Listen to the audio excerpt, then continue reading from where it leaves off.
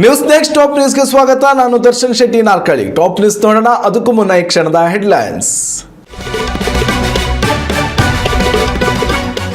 Parashuram theme park ಕಳವು ಪ್ರಕರಣ. ದಕ್ಷಿಣ ಕನ್ನಡ ಜಿಲ್ಲೆಯಲ್ಲಿ ಇಬ್ಬರ ಬಂಧನ. ತಾಮ್ರದ ಹೊದಿಕೆ ಕೃತ್ಯಕ್ಕೆ ಬಳಸಿದ ರಿಕ್ಷಾ ವಶಕ್ಕೆ.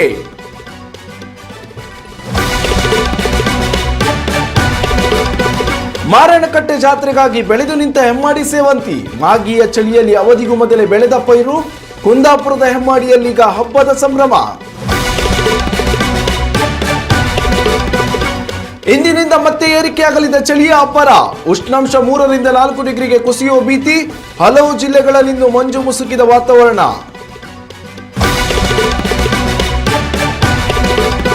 ತಿಮ್ಮಪ್ಪನ ದರ್ಶನಕ್ಕೆ ಬರುವ ಭಕ್ತರಿಗೆ ಹೊಸ ರೂಲ್ಸ್.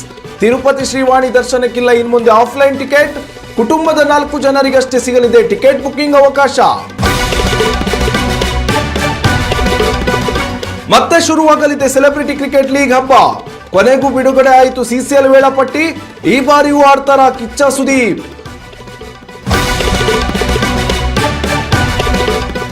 ಉಡುಪಿ ಜಿಲ್ಲೆಯ ಕಾರ್ಕಳದ ಬೈಲೂರಿನಲ್ಲಿರುವ ಪರಶುರಾಮ್ ಥೀಮ್ ಪಾರ್ಕ್ನಲ್ಲಿ ಕಳವು ಮಾಡಿದ್ದ ಪ್ರಕರಣಕ್ಕೆ ಬಿಗ್ ಟ್ವಿಸ್ಟ್ ಸಿಕ್ಕಿದೆ.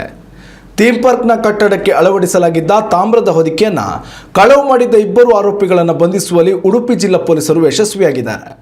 ದಕ್ಷಿಣ ಕನ್ನಡ ಜಿಲ್ಲೆಯ ತಲಪಾಡಿಯ ನಿವಾಸಿ ಆರಿಫ್ ಯಾನೆ ಮುನ್ನಾ ಹಾಗೂ ಕಾವೂರು ಉಲ್ಲಾಸನಗರದ ಅಬ್ದುಲ್ ಹಮೀದ್ ಬಂಧಿತ ಆರೋಪಿಗಳಾಗಿದ್ದಾರೆ. ಉಡುಪಿ ಜಿಲ್ಲಾ ಎಸ್ಪಿ ಹರಿರಾಮ್ ಶಂಕರ್ ಆರೋಪಿಗಳ ಪತ್ತೆಗೆ ವಿಶೇಷ ತಂಡವನ್ನು ರಚಿಸಿದರು. ಪೊಲೀಸರ ವಿಶೇಷ ತಂಡವು ತಾಮ್ರದ ಹೊದಿಕೆ ಕಳವು ಮಾಡಿದ್ದ ಇಬ್ಬರ ಆರೋಪಿಗಳನ್ನು ಬಂಧಿಸುವಲ್ಲಿ ಯಶಸ್ವಿಯಾಗಿದ್ದಾರೆ.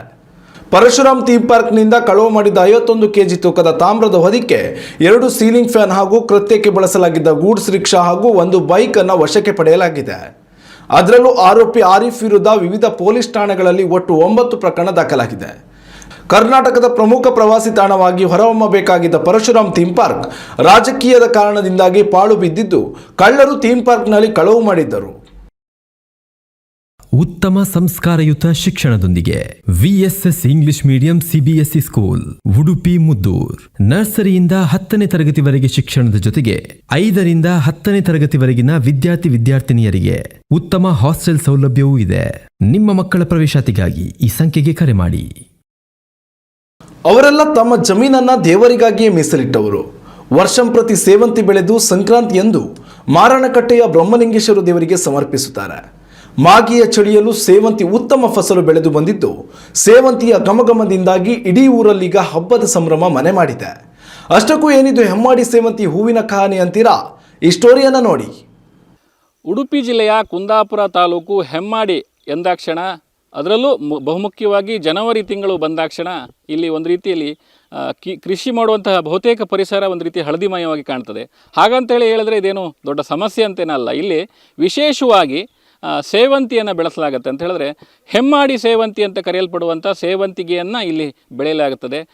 ಮುಖ್ಯವಾಗಿ ಇಲ್ಲಿ ಹತ್ತಿರದಲ್ಲಿ ಬರುವಂಥ ಮಾರಣಕಟ್ಟೆ ಅನ್ನುವಂಥ ದೇವಸ್ಥಾನಕ್ಕೆ ಇಲ್ಲಿಂದ ಹೂ ಸಮರ್ಪಿತವಾಗಬೇಕು ಅನ್ನೋ ಉದ್ದೇಶಕ್ಕೆ ಒಂದು ದೈವಿಕ ಭಾವನೆಯಿಂದಲೇ ಈ ಕೃಷಿಯನ್ನು ಮಾಡಲಾಗುತ್ತೆ. ವಾಣಿಜ್ಯ ಕೃಷಿ ಆಗಿದ್ದರೂ ಕೂಡ ಒಂದು ದೇವರಿಗೆ ಹೂ ಸಮರ್ಪಣೆ ಮಾಡಬೇಕು ಅನ್ನೋ ಉದ್ದೇಶಕ್ಕೋಸ್ಕರನೇ ಇಲ್ಲಿ ಈ ಸೇವಂತಿಗೆಯನ್ನು ಬೆಳೆಸುವಂಥ ಪರಿಪಾಠ ಇದೆ. ಸಂಕ್ರಾಂತಿಯ ಪರ್ವಕಾಲದಲ್ಲಿ ಕುಂದಾಪುರ ತಾಲೂಕಿನ ಪ್ರಸಿದ್ಧ ಧಾರ್ಮಿಕ ಕ್ಷೇತ್ರವಾದ ಮಾರಣಕಟ್ಟೆ ಬ್ರಹ್ಮಲಿಂಗೇಶ್ವರ ದೇವಸ್ಥಾನದಲ್ಲಿ ನಡೆಯುವ ವಾರ್ಷಿಕ ಜಾತ್ರೆ ಹಾಗೂ ಕೆಂಡ ಮಹೋತ್ಸವದಲ್ಲಿ ಬ್ರಹ್ಮಲಿಂಗೇಶ್ವರನಿಗೆ ಸೇವಂತಿಗೆ ಹೂ ಸಮರ್ಪಿಸುವುದು ಹಿಂದಿನಿಂದಲೂ ನಡೆದುಕೊಂಡು ಬಂದಿರೋ ಸಂಪ್ರದಾಯ. ಹಳದಿ ಬಣ್ಣದ ಕಣ್ಮನ ಸೆಳೆಯುವ ಸುವಾಸನೆಯ ಸೇವಂತಿಗೆ ಈ ಜಾತ್ರೆ ನಡೆಸಲು ಬೇಕೇ ಬೇಕು. ತಲೆ ಮೇಲೆ ಹಣ್ಣು, ಕಾಯಿ ಹಾಗೂ ಹರಕೆ ಹೊತ್ತು ಸಾಗುವ ಭಕ್ತರ ಬುಟ್ಟಿಯಲ್ಲಿ ಸೇವಂತಿಗೆಗೆ ವಿಶೇಷ ಸ್ಥಾನವಿದೆ. ಬ್ರಹ್ಮಲಿಂಗೇಶ್ವರನಿಗೆ ಅತ್ಯಂತ ಪ್ರಿಯವಾದ ಹೂ ಎನ್ನಲಾಗುವ ಸೇವಂತಿಗೆ ಇಷ್ಟಾರ್ಥಗಳ ಈಡೇರಿಕೆಗೆ ಭಕ್ತರಿಂದ ಹರಕೆಯಾಗಿ ಸಮರ್ಪಣೆಯಾಗುತ್ತೆ. ಮಾರಣಕಟ್ಟೆ ಜಾತ್ರೆಗೆಂದೇ ಪ್ರತಿ ವರ್ಷ ಈ ಭಾಗದಲ್ಲಿ ಹೆಚ್ಚಿನ ಸಂಖ್ಯೆಯಲ್ಲಿ ಕೃಷಿಕರು ಸೇವಂತಿಗೆ ಬೆಳೆಯುತ್ತಾರೆ. ಹೂವಿನ ಕೃಷಿಯೊಂದೆಡೆಯಾದರೆ ಹೂವಿನೊಂದಿಗೆ ಬೆಸೆದಿರುವ ಧಾರ್ಮಿಕ ನಂಬಿಕೆಯೇ ಸೇವಂತಿಗೆ ಬೆಳೆಯಲು ಪ್ರೇರಣೆ. ಈ ಭಾಗದಲ್ಲಿ ಸೇವಂತಿಗೆ ಅರಳಿದರೆ ಚಳಿಗಾಲ ಗಟ್ಟಿಯಾಗಿದೆ ಎನ್ನುವ ನಂಬಿಕೆಯೂ ಇದೆ. ಸೆಪ್ಟೆಂಬರ್ ಇಂದ ಪ್ರಾರಂಭ ಮಾಡ್ತೀವಿ, ಜನವರಿಗೆ ಬರ್ತೇವೆ. ಯಾವ ಉದ್ದೇಶಕ್ಕೆ ಮಾಡ್ತೀರಿ? ಮಾರಣಕಟ್ಟೆ ದೇವರಿಗಂತಾನೆ ಮೊದ್ಲಿಂದನೂ ಮಾಡ್ಕೊ ಬಂದಿದ್ದು, ಹಾಗೆ ಮಾಡ್ತಾರೆ ಅಷ್ಟೇ. ಕುಂದಾಪುರ ತಾಲೂಕಿನ ಹೆಮ್ಮಾಡಿ, ಕಟ್ಟು, ಭಟ್ರಬೆಟ್ಟು, ಹೊಸಕಳಿ, ಹರೆಗೋಡು, ಸುಳ್ಸೆ, ಗುಡ್ಡೆಮನೆ, ದೇವಸ್ಥಾನ ಬೆಟ್ಟು ಸೇರಿದಂತೆ ಹಲವು ಗ್ರಾಮಗಳಲ್ಲಿ ಹೆಮ್ಮಾಡಿ ಸೇವಂತಿಗೆ ಕೃಷಿ ಹೆಚ್ಚಾಗಿದೆ. ಗಾತ್ರದಲ್ಲಿ ಚಿಕ್ಕದಾದರೂ ನೋಡಲು ಆಕರ್ಷಕವಾಗಿರೋ ಹೆಮ್ಮಾಡಿ ಸೇವಂತಿಗೆ ಆಡು ಭಾಷೆಯಲ್ಲಿ ಹೆಮ್ಮಾಡಿ ಶಾಮಂತಿ ಅಂತಲೇ ಪ್ರಸಿದ್ಧಿ. ಸುಮಾರು 7 ತಿಂಗಳ ಪೋಷಣೆಯ ನಂತರ ಜನವರಿ 2ನೇ ವಾರದಲ್ಲಿ ಹೂ ಕಟಾವು ಆರಂಭವಾಗುತ್ತೆ. ಸಂಕ್ರಾಂತಿ ಹಬ್ಬದ ಮೊದಲ ದಿನ ಮೊದಲ ಹೂ ಕೊಯ್ಲನ್ನು ಬುಟ್ಟಿಯಲ್ಲಿ ತುಂಬಿಕೊಂಡು ಮಾರಣಕಟ್ಟೆ ಬ್ರಹ್ಮಲಿಂಗೇಶ್ವರನಿಗೆ ಅರ್ಪಿಸಿದ ಬಳಿಕವೇ ಉಳಿದ ಹೂವನ್ನು ಮಾರಾಟ ಮಾಡುವ ವಿಶಿಷ್ಟ ಸಂಪ್ರದಾಯ ಇಲ್ಲಿದೆ. ಮಾರಣಕಟ್ಟೆ ಜಾತ್ರೆಯ ಬಳಿಕ ಹೆಮ್ಮಾಡಿ ಸೇವಂತಿಗೆ ರಾಜ್ಯದ ವಿವಿಧ ಭಾಗಗಳಲ್ಲಿ ನಡೆಯುವ ಜಾತ್ರೆ, ಉತ್ಸವ, ಕೆಂಡ ಮಹೋತ್ಸವ, ಕೋಲಾ ಮಾದರಿಯ ಧಾರ್ಮಿಕ ಕಾರ್ಯಕ್ರಮಗಳಿಗೆ ರವಾನೆಯಾಗುತ್ತೆ. ಆದರೆ ಹವಾಮಾನ ವೈಪರೀತ್ಯ, ಕಾರ್ಮಿಕರ ಕೊರತೆ ಸೇರಿದಂತೆ ಹಲವು ಕಾರಣಗಳಿಂದ ಸೇವಂತಿಗೆ ಬೆಳೆಗಾರರು ಆರ್ಥಿಕ ನಷ್ಟ ಅನುಭವಿಸುತ್ತಿದ್ದಾರೆ. ಇದರಿಂದ ಕೆಲ ಕೃಷಿಕರು ಸೇವಂತಿಗೆ ಬೆಳೆಯಿಂದ ವಿಮುಖರಾಗ್ತಿರೋದು ಕಂಡುಬರ್ತಿದೆ. ನಾವು ಸಾಧಾರಣ ಒಂದು 35 ವರ್ಷದ ಮೇಲೆ ಆಯಿತು ನಾವು ಸೇವಂತಿಗೆ ಮಾಡಲಿಕ್ಕೆ ಶುರು ಮಾಡಿ. ನಮ್ಮ ಮಾವನ ಕಾಲದಿಂದ ಮಾಡ್ತಿದ್ರು. ಆಗ ನಮಗೆ ಸ್ವಲ್ಪ ಬೆಳೆಯೋದು ಕಡಿಮೆ ಇತ್ತು. ಈಗ ಸ್ವಲ್ಪ ಆದಾಯಕ್ಕೆ ಕಂಪೇರ್ ಮಾಡಿ ಸ್ವಲ್ಪ ಜಾಸ್ತಿ ಎಲ್ಲ ಬೆಳೀತಾ ಇದ್ದಾರೆ. ಆದರೂ ಕೂಡ ನಾವು ಅಂದ್ಕೊಂಡಷ್ಟು ಬೆಳೆ ಒಂದೊಂದು ಸರಿ ತೆಗಿಲಿಕ್ಕೆ ಆಗೋದಿಲ್ಲ. ಚಳಿ ಜಾಸ್ತಿ ಇದ್ದರೆ ಆವಾಗ ಹೂ ಒಳ್ಳೇದು ಬರ್ತದೆ. ನಮಗೇನಂದರೆ ಇದು ಬೆಳೆ ನಮಗೆ 1-1.5 ತಿಂಗಳಲ್ಲೇ ಮುಗಿದು ಹೋಗ್ತದೆ. ಆಗ ನಮಗೇನಂದರೆ ಜನವರಿ 15ರೊಳಗೆ ಚಳಿಗೆ ಹೂ ಒಳ್ಳೇದು ಬಂದರೆ ಅದು ಒಂದು ಲಾಭ. ಹಬ್ಬದ ಒಳಗೆ ಜನವರಿ ಮಾರಣಕಟ್ಟೆ ಬ್ರಹ್ಮಲಿಂಗೇಶ್ವರನಿಗೆ ಭಾಳ ಪ್ರಿಯವಾದ ಹೂ ಇದಾದ್ದರಿಂದ ಆ ಟೈಮಲ್ಲಿ ನಮಗೆ ಹೂ ಸಿಕ್ಕರೆ ಒಂದು ಲಾಭ. ಅದು ಬಿಟ್ಟು ಬೇರೆ ಟೈಮಲ್ಲೆಲ್ಲ ಬಂದರೆ ಅಷ್ಟು ಲಾಭ ಇರೋದಿಲ್ಲ. ಮತ್ತು ಈಗ ಸ್ವಲ್ಪ ಗಿಡಗಳಿಗೂ ಕಾಯಿಲೆ ಎಲ್ಲ ಜಾಸ್ತಿ ಮೊದಲಿಗೆಲ್ಲ ಹೋಲಿಸಿದರೆ. ಒಟ್ಟಾರೆಯಾಗಿ ಮಾರಣಕಟ್ಟೆಯಲ್ಲಿ ಸೇವಂತಿಗೆ ಹೂವಲ್ಲ, ಭಕ್ತಿ, ಬದುಕು ಮತ್ತು ಬೆವರಿನ ಸಂಕೇತ. ಈ ಸಂಪ್ರದಾಯ ಉಳಿಯಬೇಕು ಅಂದರೆ ರೈತರಿಗೆ ಬೆಂಬಲವೂ ಅಷ್ಟೇ ಅಗತ್ಯವಿದೆ. ಇನ್ನಾದರೂ ಅತ್ಯಂತ ವಿಶೇಷವಾಗಿ ಬೆಳೆಯುವ ವಿಶೇಷ ರೀತಿಯ ಹೂವಿನ ಕೃಷಿ ಮುಂದಿನ ಪೀಳಿಗೆಗೂ ತಲುಪಬೇಕಾದ ಅಗತ್ಯತೆ ಇದೆ. ಈ ನಿಟ್ಟಿನಲ್ಲಿ ಸರ್ಕಾರ ಹೆಚ್ಚಿನ ಮುತುವರ್ಜಿ ವಹಿಸಿ ಕೃಷಿಕರ ಬೆನ್ನಿಗೆ ನಿಲ್ಲಬೇಕು ಅನ್ನೋದೇ ನಮ್ಮ ಆಶಯ. ಅಂದರೆ ಈ ಬಾರಿ ಹವಾಮಾನ ವೈಪರೀತ್ಯ ಅಂತ ಹೇಳಿದ್ರೆ ಚಳಿ ಅಧಿಕವಾದ ಹಿನ್ನೆಲೆಯಲ್ಲಿ ಮೊದಲೇ ಇಲ್ಲಿ ಹೂ ಅನ್ನುವಂಥದ್ದು ಫಸಲು ಇಳುವರಿ ಬಂದಿರುವಂಥದ್ದು. ಆದರೂ ಕೂಡ ಏನು ಜನವರಿ 14ರ ತನಕ ಇಲ್ಲಿ ಹೂ ಕಟಾವು ಮಾಡಲಿಕ್ಕೆ ಸಿಗ್ತದೆ ಅನ್ನುವಂಥದ್ದು ಕೂಡ ಕೃಷಿಕರು ಹೇಳ್ತಿರುವ ಮಾತು. ಉಡುಪಿಯಿಂದ ಅಶ್ವಥಾಚಾರ್ಯ, ನ್ಯೂಸ್ ನೆಕ್ಸ್ಟ್. ಕರ್ನಾಟಕದಲ್ಲಿ ದಿನೇ ದಿನೇ ಚಳಿಯ ಅಬ್ಬರ ಜೋರಾಗುತ್ತಿದೆ. ಮುಂದಿನ 24 ಗಂಟೆಯ ಅವಧಿಯಲ್ಲಿ ರಾಜ್ಯದಲ್ಲಿ ಭಾರಿ ಚಳಿಯ ವಾತಾವರಣ ಕಂಡುಬರಲಿದೆ. ಅದರಲ್ಲೂ ಹಲವು ಜಿಲ್ಲೆಗಳಲ್ಲಿ ಕನಿಷ್ಠ ತಾಪಮಾನ 3ರಿಂದ 6 ಡಿಗ್ರಿ ಸೆಲ್ಸಿಯಸ್ನಷ್ಟು ಇಳಿಕೆ ಕಾಣಲಿದೆ. ಸಿಲಿಕಾನ್ ಸಿಟಿ ಬೆಂಗಳೂರು, ಚಿಕ್ಕಬಳ್ಳಾಪುರ, ಚಿತ್ರದುರ್ಗ, ಮೈಸೂರು, ಮಂಡ್ಯ, ರಾಮನಗರ, ಕೋಲಾರ, ತುಮಕೂರು, ಬೆಳಗಾವಿ, ಬೀದರ್, ಗದಗ, ಹಾವೇರಿ, ಕಲಬುರಗಿ, ಕೊಪ್ಪಳ, ವಿಜಯಪುರ, ಯಾದಗಿರಿ ಜಿಲ್ಲೆಗಳಲ್ಲಿ ಭಾರಿ ಚಳಿಯ ವಾತಾವರಣ ಇರಲಿದೆ ಎಂದು ಹವಾಮಾನ ಇಲಾಖೆ ಮುನ್ಸೂಚನೆ ನೀಡಿದೆ. ಮಂಡ್ಯ, ಬೆಂಗಳೂರು ಸೇರಿದಂತೆ ರಾಜ್ಯದ ಕೆಲವು ಕಡೆಗಳಲ್ಲಿ ಮಳೆ ಸುರಿದಿದೆ.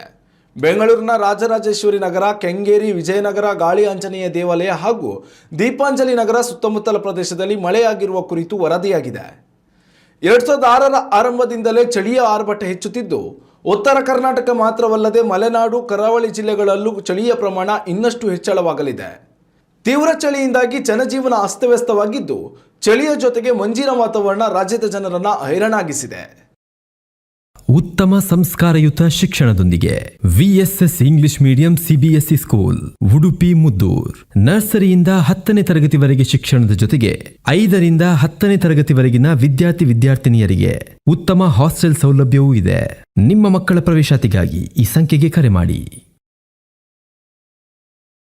ತಿರುಪತಿ ತಿರುಮಲ ದರ್ಶನಕ್ಕೆ ಬರುವ ಭಕ್ತರಿಗಾಗಿ ತಿರುಪತಿ ತಿರುಮಲ ದೇವಸ್ಥಾನದ ಆಡಳಿತ ಮಂಡಳಿ ಹೊಸ ರೂಲ್ಸ್ ಜಾರಿ ಮಾಡಿದೆ. ಶ್ರೀವಾಣಿ ದರ್ಶನದ ಆಫ್ಲೈನ್ ಟಿಕೆಟ್ ಸೌಲಭ್ಯ ರದ್ದುಪಡಿಸಲಾಗಿದ್ದು, ಆನ್ಲೈನ್ನಲ್ಲಿ ಮಾತ್ರವೇ ಟಿಕೆಟ್ ಪಡೆಯಲು ಅವಕಾಶವಿದೆ. ಹೊಸ ರೂಲ್ಸ್ ಪ್ರಕಾರ ತಿರುಪತಿ ತಿರುಮಲ ದೇವಸ್ಥಾನದ ಕೌಂಟರ್ಗಳಲ್ಲಿ ಶ್ರೀವಾಣಿ ದರ್ಶನದ ಟಿಕೆಟ್ ಸಿಗೋದಿಲ್ಲ. 800 ಆಫ್ಲೈನ್ ಟಿಕೆಟ್ಗಳು ಇನ್ನು ಮುಂದೆ ಆನ್ಲೈನ್ನಲ್ಲಿ ಲಭ್ಯವಾಗಲಿದೆ. ಪ್ರತಿ ಕುಟುಂಬದ 4 ಜನರಿಗೆ ಮಾತ್ರವೇ ಆನ್ಲೈನ್ ಮೂಲಕ ಟಿಕೆಟ್ ಪಡೆಯಲು ಅವಕಾಶ ಕಲ್ಪಿಸಲಾಗಿದೆ. ಪ್ರತಿನಿತ್ಯ ಬೆಳಿಗ್ಗೆ 9 ಗಂಟೆಯಿಂದ ಮಧ್ಯಾಹ್ನ 2 ಗಂಟೆಯ ಒಳಗಾಗಿ ಭಕ್ತರು ಆನ್ಲೈನ್ ಮೂಲಕ ಶ್ರೀವಾಣಿ ದರ್ಶನದ ಟಿಕೆಟ್ ಪಡೆಯಬಹುದಾಗಿದೆ. ಅಷ್ಟೇ ಅಲ್ಲ, ಟಿಕೆಟ್ ಖರೀದಿ ಮಾಡಿದವರು ಅದೇ ದಿನ ಸಂಜೆ 4 ಗಂಟೆಗೆ ತಿರುಪತಿ ತಿಮ್ಮಪ್ಪನ ದರ್ಶನವನ್ನು ಪಡೆಯಬೇಕಾಗುತ್ತದೆ. ತುರ್ತಾಗಿ ತಿರುಪತಿಯ ವೆಂಕಟೇಶ್ವರ ಸ್ವಾಮಿ ದರ್ಶನ ಪಡೆಯಲು ಇಚ್ಛಿಸುವ ಭಕ್ತರಿಗೆ ಅನುಕೂಲವಾಗಲಿದೆ. ಶ್ರೀವಾಣಿ ದರ್ಶನದ ಟಿಕೆಟ್ ಆನ್ಲೈನ್ ವ್ಯವಸ್ಥೆ ಜಾರಿ ಮಾಡಿದ ಬೆನ್ನಲ್ಲೇ ಸರತಿ ಸಾಲಿನಲ್ಲಿ ಗಂಟೆಗಟ್ಟಲೆ ಕಾಯುವ ಅವಶ್ಯಕತೆ ಇರುವುದಿಲ್ಲ. ಈಗಾಗಲೇ 500 ಶ್ರೀವಾಣಿ ದರ್ಶನದ ಟಿಕೆಟ್ ಆನ್ಲೈನ್ನಲ್ಲಿ ಬಿಡುಗಡೆ ಮಾಡಲಾಗಿದೆ. ಅಲ್ಲದೆ ತಿರುಪತಿ ವಿಮಾನ ನಿಲ್ದಾಣದಲ್ಲಿ ಆಫ್ಲೈನ್ನಲ್ಲಿ 200 ಟಿಕೆಟ್ಗಳನ್ನು ವಿತರಿಸುವ ವ್ಯವಸ್ಥೆ ಎಂದಿನಂತೆಯೇ ಮುಂದುವರಿಯಲಿದೆ. ಆದರೆ ಆನ್ಲೈನ್ನಲ್ಲಿ ಶ್ರೀವಾಣಿ ದರ್ಶನ ಪಡೆಯಲು ಇಚ್ಛಿಸುವವರು ಟಿಕೆಟ್ ಬುಕ್ಕಿಂಗ್ ಸಮಯದಲ್ಲಿ ಆಧಾರ್ ಕಾರ್ಡ್ ಜೊತೆಗೆ ಮೊಬೈಲ್ ಸಂಖ್ಯೆ ಹೊಂದಿರುವುದು ಕಡ್ಡಾಯವಾಗಿದೆ. ಸೆಲೆಬ್ರಿಟಿ ಕ್ರಿಕೆಟ್ ಲೀಗ್ ಮತ್ತೆ ಮುಹೂರ್ತ ಫಿಕ್ಸ್ ಆಗಿದೆ. ಭಾರತದಲ್ಲಿ ನಡೆಯುವ ಪ್ರಮುಖ ಲೀಗ್ಗಳಲ್ಲಿ ಒಂದಾಗಿರುವ CCL ಇದೀಗ 12ನೇ ಆವೃತ್ತಿಗಾಗಿ ಸಿದ್ಧವಾಗುತ್ತಿದೆ. ಭಾರತೀಯ ಚಿತ್ರರಂಗದವರೆಲ್ಲ ಒಟ್ಟಾಗಿ ಸೇರಿ ಕ್ರಿಕೆಟ್ ಆಡುವ ಮೂಲಕ ಪ್ರೇಕ್ಷಕರಿಗೆ CCLನಲ್ಲಿ ಭರ್ಜರಿ ಮನೋರಂಜನೆ ನೀಡ್ತಾ ಇದ್ರು. ಕರ್ನಾಟಕ ಬುಲ್ಡೋಸರ್ ತಂಡ ಕೂಡ ಲೀಗ್ನಲ್ಲಿ ಭಾಗವಹಿಸುತ್ತಿದ್ದು ಕಿಚ್ಚ ಸುದೀಪ್ ತಂಡವನ್ನ ಮುನ್ನಡೆಸುತ್ತಿದ್ದಾರೆ. ಆದರೆ CCL 2020 ಆವೃತ್ತಿಯ ವೇಳಾಪಟ್ಟಿ ಪ್ರಕಟವಾಗಿದ್ದು ಕಿಚ್ಚ ಸುದೀಪ್ ಸದ್ಯ ಬಿಗ್ ಬಾಸ್ ಶೋನಲ್ಲಿ ಬ್ಯುಸಿಯಾಗಿದ್ದಾರೆ. ಮುಂದಿನ ವಾರ ಬಿಗ್ ಬಾಸ್ ಫೈನಲ್ ನಡೆಯುತ್ತಿದ್ರೆ ಇತ್ತ CCL ಮೊದಲ ಪಂದ್ಯವು ಆರಂಭವಾಗ್ತಿದೆ. ಹೀಗಾಗಿ ಸುದೀಪ್ CCLನಲ್ಲಿ ಆಡ್ತಾರಾ ಅನ್ನೋದು ಕುತೂಹಲ ಮೂಡಿಸಿದೆ. Karnataka Bulldozers, Chennai Kings, Kerala Strikers, Mumbai Heroes, Telugu Warriors, Bhojpuri Dabangs, Punjab De Sher ಮತ್ತು ಬೆಂಗಾಲ್ ಟೈಗರ್ಸ್ ತಂಡಗಳು CCLನಲ್ಲಿ ಪಾಲ್ಗೊಳ್ಳುತ್ತಿವೆ. ಕಳೆದ ವರ್ಷ ಪಂಜಾಬ್ ಡಿ ಶೇರ್ ತಂಡ ಚಾಂಪಿಯನ್ ಆಗಿತ್ತು. Kichcha Sudeep, Darling Krishna, Ganesh, JK, petrol Prasanna ಸೇರಿದಂತೆ ಖ್ಯಾತ ನಟರು ಕರ್ನಾಟಕ ತಂಡ ಪರ ಆಡುತ್ತಿದ್ದಾರೆ. ಜನವರಿ 16ರಿಂದ ಲೀಗ್ ಆರಂಭಗೊಳ್ಳಲಿದ್ದು ಫೆಬ್ರವರಿ 1ಕ್ಕೆ ಮುಕ್ತಾಯವಾಗಲಿದೆ. ಕರ್ನಾಟಕ ಬುಲ್ಡೋಸರ್ ತಂಡ ಮೊದಲ ಪಂದ್ಯವನ್ನು ಪಂಜಾಬ್ ವಿರುದ್ಧ ಆಡಲಿದ್ದು ವೈಜಾಗ್, ಮಥುರಾ, ಹೈದರಾಬಾದ್ನಲ್ಲಿ ಪಂದ್ಯಗಳು ನಡೆಯಲಿದೆ. ಫೆಬ್ರವರಿ 10ರಂದು ಫೈನಲ್ ಪಂದ್ಯ ನಿಗದಿಯಾಗಿದೆ. ಇನ್ನಷ್ಟು ತಾಜಾ ಸುದ್ದಿಗಳಿಗಾಗಿ ನೋಡ್ತಾ ಇರಿ ನ್ಯೂಸ್ ನೆಕ್ಸ್ಟ್. ಇದು ವರ್ತಮಾನದ ಕೈಗನ್ನಡಿ. ಉತ್ತಮ ಸಂಸ್ಕಾರಯುತ ಶಿಕ್ಷಣದೊಂದಿಗೆ VSS English medium CBSE school, Udupi Muddur. ನರ್ಸರಿಯಿಂದ 10ನೇ ತರಗತಿವರೆಗೆ ಶಿಕ್ಷಣದ ಜೊತೆಗೆ 5ರಿಂದ 10ನೇ ತರಗತಿವರೆಗಿನ ವಿದ್ಯಾರ್ಥಿನಿಯರಿಗೆ ಉತ್ತಮ ಹಾಸ್ಟೆಲ್ ಸೌಲಭ್ಯವೂ ಇದೆ. ನಿಮ್ಮ ಮಕ್ಕಳ ಪ್ರವೇಶಾತಿಗಾಗಿ ಈ ಸಂಖ್ಯೆಗೆ ಕರೆ ಮಾಡಿ.